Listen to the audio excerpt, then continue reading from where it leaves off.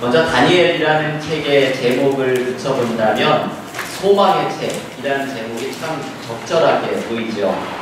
왜냐하면 이 다니엘서에는 우리가 아주 궁극적인 희망, 궁극적인 소망에 대해서 가르쳐 주고 있기 때문입니다.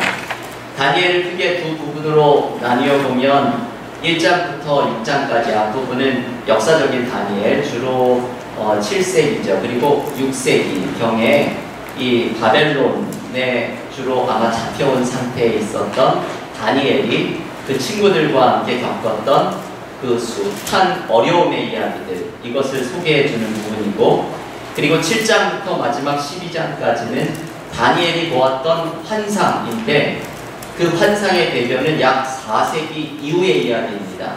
주전 2세기경 주로 유대 백성들이 엄청난 박해를 겪고 있었던 상황 가운데에서 그 2세기를 살아가는 독자들이 이 다니엘의 환상을 읽으면서 힘을 얻도록 구성이 되어 있는 책이지요.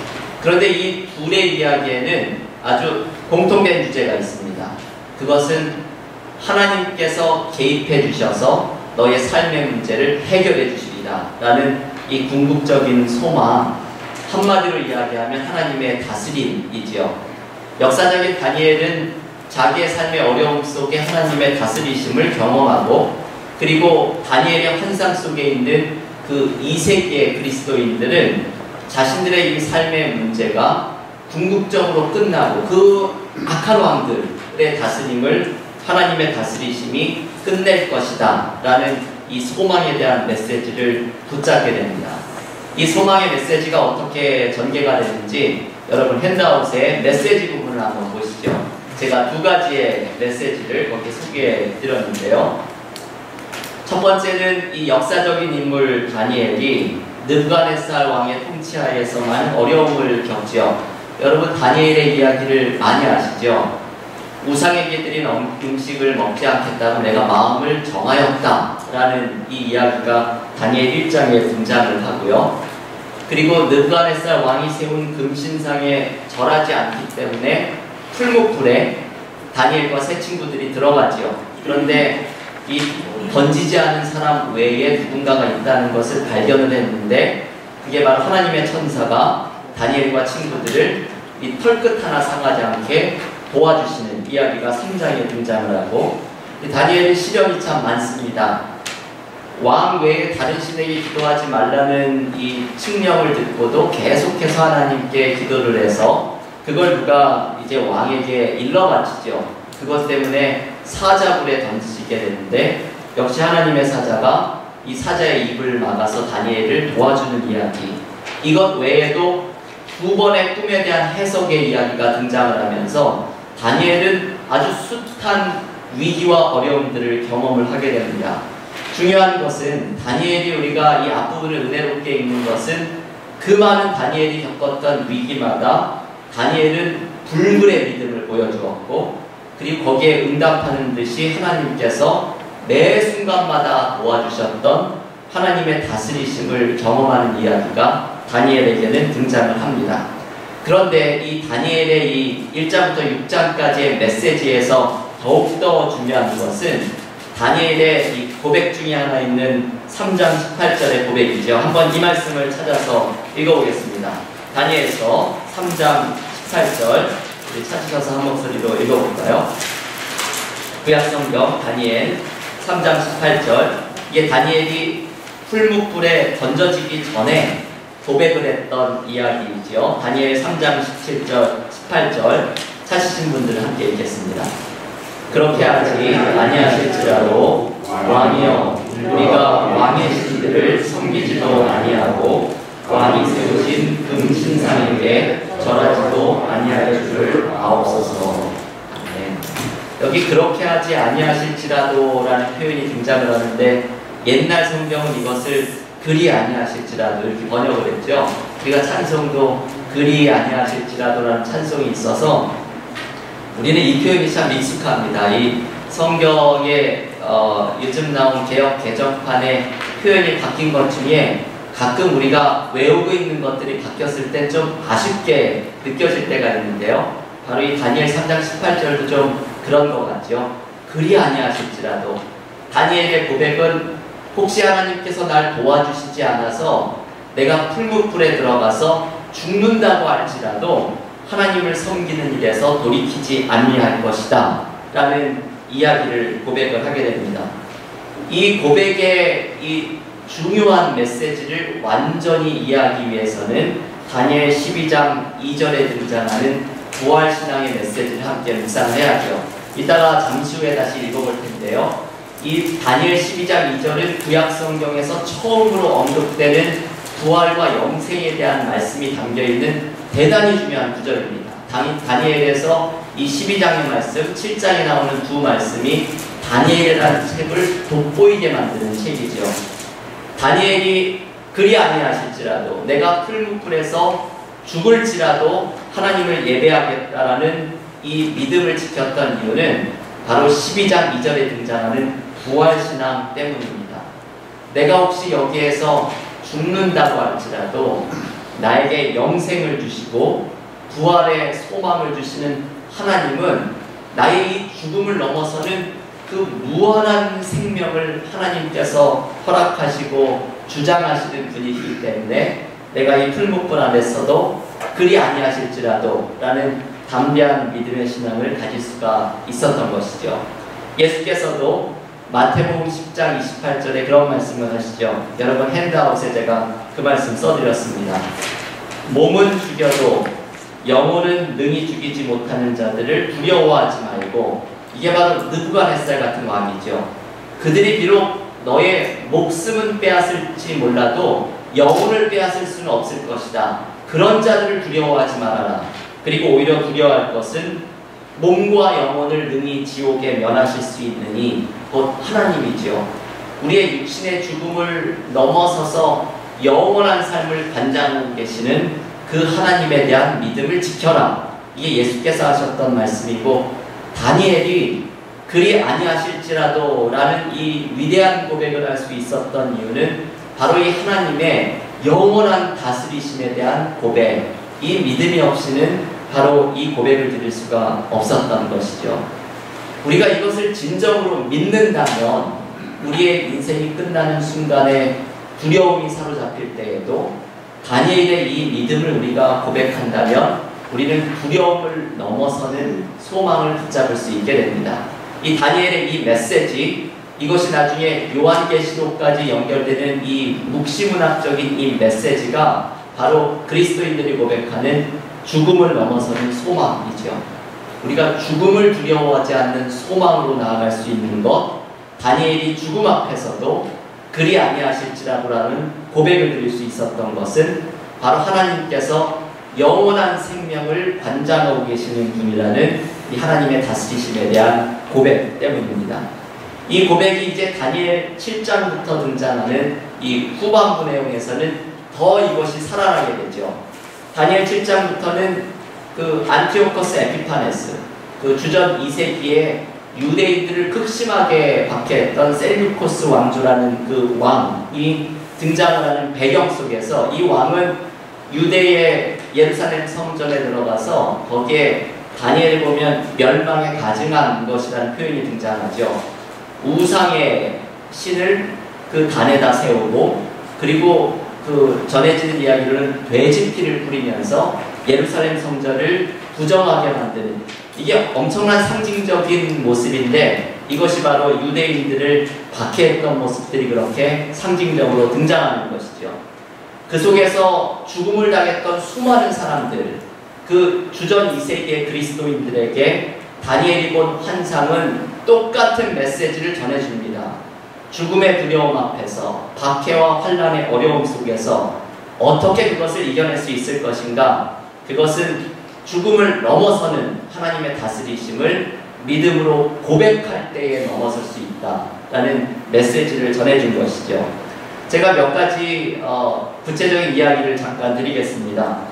핸드아웃에 다니엘 7장 이야기를 소개해드렸는데요. 7장이 아주 유명한 장이죠.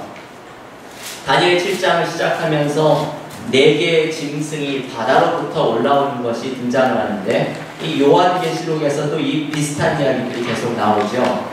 성경에서 바다는 혼돈을 상징합니다.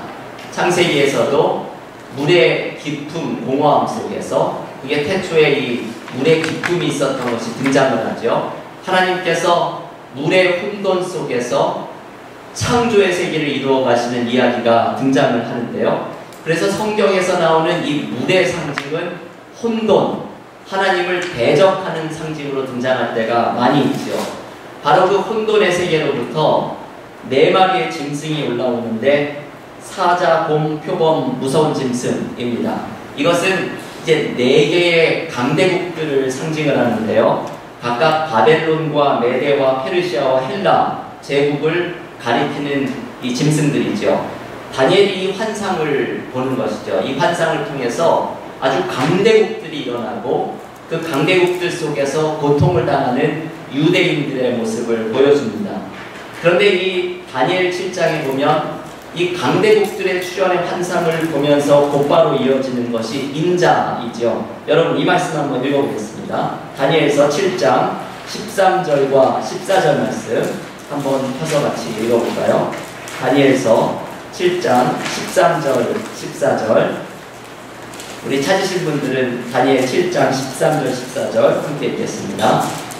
내가 또 밤 환상 중에 보니 인자 같은 이가 하늘 구름을 타고 와서 옛적부터 항상 계신 이에게 나아가 그 앞으로 인도되매 그에게 권세와 영광과 나라를 주고 모든 백성과 나라들과 다른 언어를 말하는 모든 자들이 그를 섬기게 하였으니 그의 권세는 소멸되지 아니하는 영원한 권세요 그의 나라는 멸망하지 아니할 것입니다.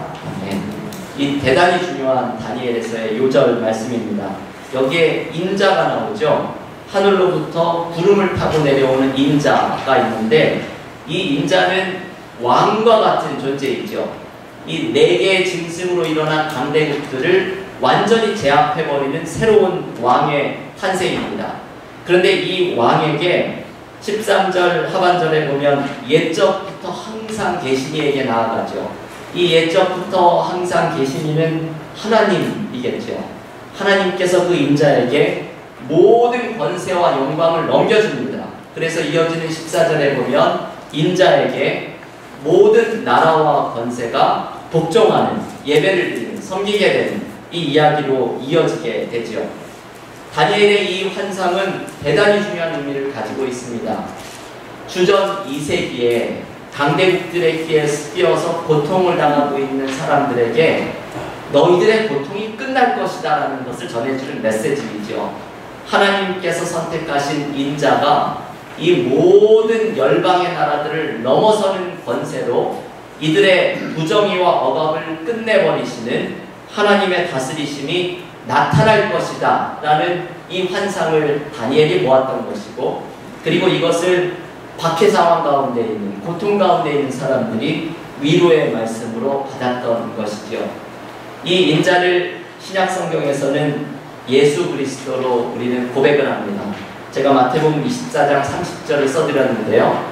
인자가 하늘 영광을 타고 이 구름을 타고 내려올 것이다 라는 이 말씀 속에서 우리는 고백을 하기를, 다시 오시는 예수께서 재림하실 때에 이 세상의 모든 억압과 부정의를 끝나고 우리의 고통과 억울함을 다 풀어주시는 하나님의 완전한 다스리심이 온전히 드러나는 순간이 될 것이다, 이렇게 고백을 하는 것이죠. 이 하나님의 완전한 다스리심이 나타나는 순간, 인자를 통해서 나타나는 순간, 이것이 다니엘이 이 삶의 박해와 어려움 속에 있었던 사람들에게 전해주고 싶었던 소망입니다. 마지막으로 12장 말씀을 한 구절을 읽어볼 텐데요. 다니엘 12장 우리 2절과 3절 말씀을 한번 마지막으로 같이 읽어볼까요? 다니엘 12장 2절, 3절 한 목소리로 읽겠습니다.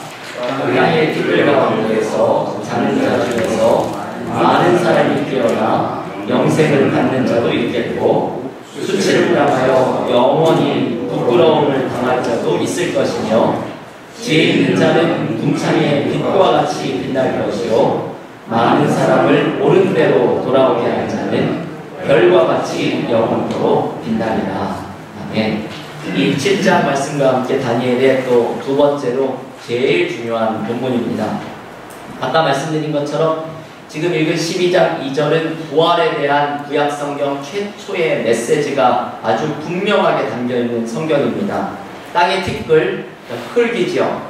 흙에서 자는 자들, 곧 죽어있는 자들이 모두 일어나게 되는데 모든 사람이 부활합니다. 그런데 어떤 사람은 영생을 받는 자로 부활하게 되고 어떤 사람은 영원히 수치를 당하는 사람으로 부활한다 라고 이야기를 하죠. 이게 예수께서 어떤 자는 생명의 부활로 일어나고 어떤 자는 심판의 부활로 일어난다라는 예수님의 요한복음 4장의 말씀하고도 이게 매기상통하는 똑같은 말씀입니다. 예수님의 이 말씀에서 우리가 묵상한 거, 이 다니엘 12장 2절에서 또한 이야기를 하는 것은 우리 모두는 육신의 죽음이 끝이 아니라는 것이죠. 다니엘이 고백을 했던 왜 죽음 앞에서도 당당했는가?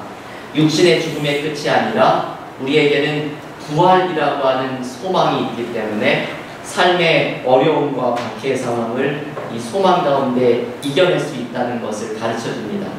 그래서 이어지는 다니엘 12장 3절의 말씀은 지혜 있는 자를 이야기하죠. 지혜 있는 자는 빛과 같이 빛나는 사람이라고 이야기를 하는데 여기서 지혜 있는 자는 그 아주 추상적인 의미가 아닙니다. 부활의 소망, 하나님의 다스리심을 의지하면서 지금의 삶의 어려움을 믿음으로 이겨내는 사람, 바로 그 사람이 지혜 있는 사람이죠. 그리고 이렇게 많은 사람을 이 지혜 있는 삶으로 인도하는 사람, 옳은 대로 인도하는 사람은 별과 같이 빛나는 사람이 될 것이다. 이게 다니엘이 박해의 상황 속에 있는 사람들에게 전해주는 메시지입니다. 여러분, 이 다니엘 소망에 대한 메시지이죠. 내가 삶의 극심한 어려움 속에 있을 때에도 다니엘이 경험했던 나를 도와주시고 구원해 주시는 하나님의 다스리심을 경험하는 것이 믿음의 사람들의 삶이고, 그리고 비록 그리 아니하실지라도 우리에게는 이 영원한 삶을 주장하시는 하나님의 다스리심이 함께하고 있을 것을, 이것을 소망하면서 삶의 어려움을 이겨내는 것, 이게 다니엘이 우리에게 묵상하도록 초대하는 소망에 대한 말씀입니다. 핸드아웃을 한번 넘겨보십시오. 호세아에 대한 말씀을 묵상하겠습니다. 호세아는 북이스라엘에서 활동을 한 사람이죠. 이 사람은 북이스라엘 출신이면서 북이스라엘에서 활동한 사람입니다. 북이스라엘에서 활동한 선지자가 또 한 명이 있는데요. 그 사람은 아모스이죠. 오늘 새벽 기도에도 이 말씀을 나눴는데 아모스는 출신은 남유다이면서 북이스라엘에서 활동했던 굉장히 독특한 사람이고, 이 호세아는 북이스라엘 출신이면서 북이스라엘에서 활동했던 바로 예언자이죠.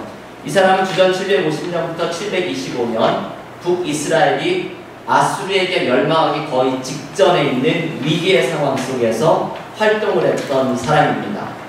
당시에 북이스라엘은 아주 엄청난 위기를 경험을 하고 있었는데요. 그 위기는 종교적으로는 이방의 우상들, 바알과 아세라를 섬기는 것에서 나오는 위기, 그리고 사회적으로는 하나님이 기뻐하시는 정의가 사라져버린 이 삶의 위기, 그리고 정치적으로는 아수르가 위협을 하기 때문에 이 아수르의 위협을 피해서 강대국들, 주변의 다른 강대국들에게 도움을 구하려고 하는 이 정치적인 위기 속에 있었던 북이스라엘의 상황에서 호세아는 호련히 등장을 해서 너희가 하나님을 의지하면서 너희들의 죄를 회개하고 돌이키지 않으면 멸망할 것이다 라는 심판의 메시지를 전합니다.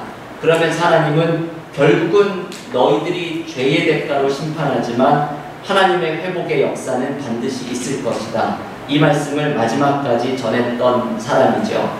그래서 이 호세아의 메시지를 한마디로 이야기를 한다면 이건 이제 제가 쓰는 문장인데요. 이게 호세아를 잘 가르쳐주는 문장 같죠. 실패하는 이스라엘, 그러나 결코 실패하지 않는 하나님의 사랑. 이게 호세아를 한 문장으로 요약해주는 말씀입니다. 이스라엘은 끊임없이 잘못을 하지만 하나님께서는 이들을 사랑하는 데에 마지막까지 붙들고 계시는 분, 이게 호세아가 전해주는 하나님의 모습입니다. 호세아의 메시지를 그래서 두 가지를 살펴볼 텐데요. 호세아가 이야기하는 이스라엘의 세 가지의 죄, 그리고 하나님의 변함없는 사랑입니다. 이스라엘의 첫 번째 죄는 종교적인 죄이지요. 바알과 아세라를 섬기는 죄를 이스라엘이 범하게 되는데요. 이 이스라엘의 죄의 모습, 종교적인 죄의 모습을 하나님은 세 가지의 잘못을 지적을 합니다. 하나님께서 주시는 삶의 은혜를 바알이 준다고 착각하는 것. 여러분 본문을 한번 나중에 읽어보십시오. 호세아 2장 5절입니다. 바알이 나에게 삶에 좋은 것들, 양식도 주고 옷도 주고 필요한 것을 준다라고 생각하는 이 이스라엘의 잘못이 등장을 하지요. 그리고 하나님께서 주신 은혜를 두 번째는 바알을 위해서 사용하는 잘못을 보입니다. 그러니까 바알을 예배하고 섬기는 데에 하나님께서 주신 물질과 삶의 은혜들을 사용하는 것이죠. 그리고 세 번째는 하나님을 잊어버리고 그래서 바알을 예배하면서 살아가는 잘못입니다. 저는 이게 우리들의 삶의 모습을 그대로 보여주는 것 같아요. 우리들도 하나님께서 삶에서 많은 은혜들을 주시는데 내가 노력해서 얻었다고 혹은 내가 의지하는 다른 것이 그 삶의 은혜를 주었다고 착각을 하고 그리고 하나님이 주신 은혜를 가지고 나의 어떤 그 편안함을 위해서 사용하든지 뭔가 하나님께서 기뻐하시지 않는 삶의 모습으로 그것을 사용해버리는 모습들이 우리 가운데 있고 그래서 결국 우리는 은혜를 주셨던 하나님도 잊어버리고 결국 내가 섬기는 것들을 끊임없이 추구해가는 삶으로 나아가게 됩니다. 이게 이스라엘이 보여주었던 하나님을 잊어버리고 바알과 아세라를 섬겼던 북이스라엘의 잘못을 이렇게 소개를 하는 것이죠. 사회적인 죄에 대해서는 호세아 4장에서 이 말씀을 많이 소개를 하는데요. 한마디로 이야기하면 하나님을 아는 지식을 잊어버렸다라는 것이죠. 여러분 호세아에서 하나님을 아는 지식은 추상적인 지식이 아닙니다. 우리가 머리로만 아는 지식을 이야기하는 것이 아니라 하나님의 속성을 내가 알고 그 하나님의 속성이 내 삶에 나타나는 지식을 의미합니다.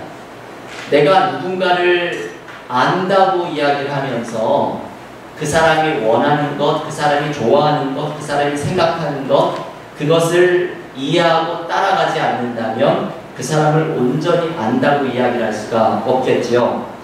호세아가 그래서 강조하는 것은 하나님을 아는 지식이 있는 사람은 하나님의 속성이 삶에서 나타나는 사람이 되어야 하는데 이 백성은 하나님을 아는 지식을 버렸다라고 탄식을 합니다. 그래서 호세아가 이야기하는 메시지를 하나 읽어볼까요? 호세아 6장 6절 한번 한 목소리로 찾아서 읽어보겠습니다.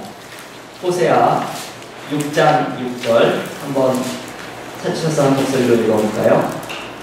호세아 6장 6절 말씀 우리 찾으신 분들 함께 읽겠습니다. 나는 인애를 원하고 제사를 원하지 아니하며 번제보다 하나님을 아는 것을 원한다. 이 6장 6절이 호세아의 암송 구절이죠. 하나님께서는 제사보다도 인애를 원하신다라는 이 말씀인데 이 말씀은 예배를 하나님께서 싫어하신다는 뜻이 아니라 예배를 드리는 사람들이 인애가 없는 삶을 가지고 있는 사람은 그 예배를 기쁘게 받지 않으신다라는 말씀이죠. 이 인애를 다른 말로 하면 제가 지금 이야기한 그것입니다. 하나님을 아는 지식의 그 삶이 나타나는 것, 하나님을 사랑하는 모습이 삶으로 나타나는 것, 그리고 하나님이 원하시는 이웃들을 사랑하는 삶이 나타나는 것, 이게 바로 인애를 실천하는 삶입니다.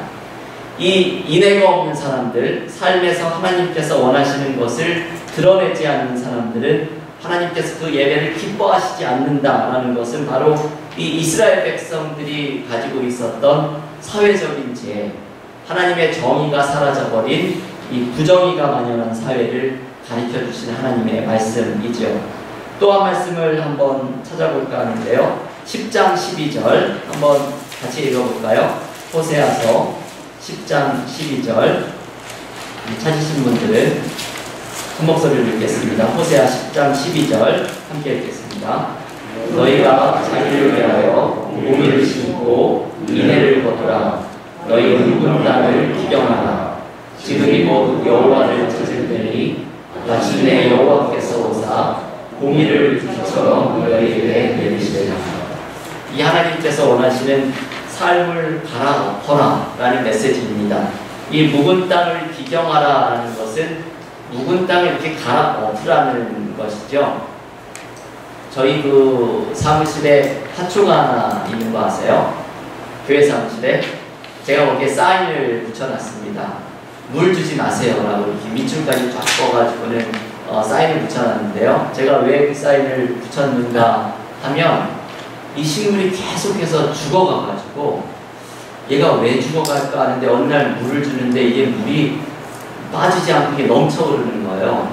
그래서 이 화분이 이 밑에가 막혀있기 때문에 물이 혹시 차있나 보다 싶어서 제가 밖으로도 화분을 이렇게 낑낑거리고 들고 나가서 그러다가 제가 한번 이 교회에서 락다웃이 됐는데요. 이 교회를 들어오느냐고 열쇠가 없이 화분 들고 나가다가 문이 잠겨가지고 제가 여기를 들어오느냐고 굉장히 고생을 했는데요. 어쨌든 그 화분을 이렇게 제가 살살 들어갔더니 물이 가득 차 있어가지고 물이 화분의 한 절반은 차 있는 거를 버리고 그리고 이게 흐물흐물한 이 식물이 줄기가 되어가지고 이제 그 화분에 흙을 뺀 다음에 이게 좀 이렇게 섞어가지고 다시 이제 흙을 넣고요. 아마 공기가 아마 많이 들어갔을 거예요. 그리고 물을 뺀 다음에 그 다음부터 제가 물을 저만 주는 사람을 이렇게 사인을 붙여놨습니다. 저 식물이 죽으면 전부 제 책임이죠. 이제 누구에게도 책임을 전가할 수가 없죠. 근데 제가 그걸 하면서 이 호세아 10장의 이 말씀을 생각했습니다. 묵은 땅을 기경해라. 이 묵은 땅을 기경한다는 것은 이 꽉 막혀있는 삶에 공기가 통하도록 만들도록 그리고 밑에 있는 흙이 위로 올라가면서 이게 뒤집어 엎어지면서 이 새로운 생명이 자라날 수 있는 환경을 만들어주는 것을 의미하죠. 하나님께서 우리에게 원하시는 것은 묵은 땅을 이게 갈아엎어서 완전히 뒤집어 엎어서 그러면서 12절 말씀 공의가 비처럼 그 새로운 땅에 공의라는 비를 가지고 새 생명이 자라나도록 하여라 라는 메시지를 호세아를 통해 주십니다. 이게 북이스라엘이 가지고 있었던 사회적인 죄를 개혁하려고 하시는 하나님의 음성이 담겨있는 메시지인 것이죠. 이 말씀을 전하면 꼭 떠오르는 게 어떤 분들은 남의 땅만 이렇게 갈아엎으려고 하는 분이 있거든요.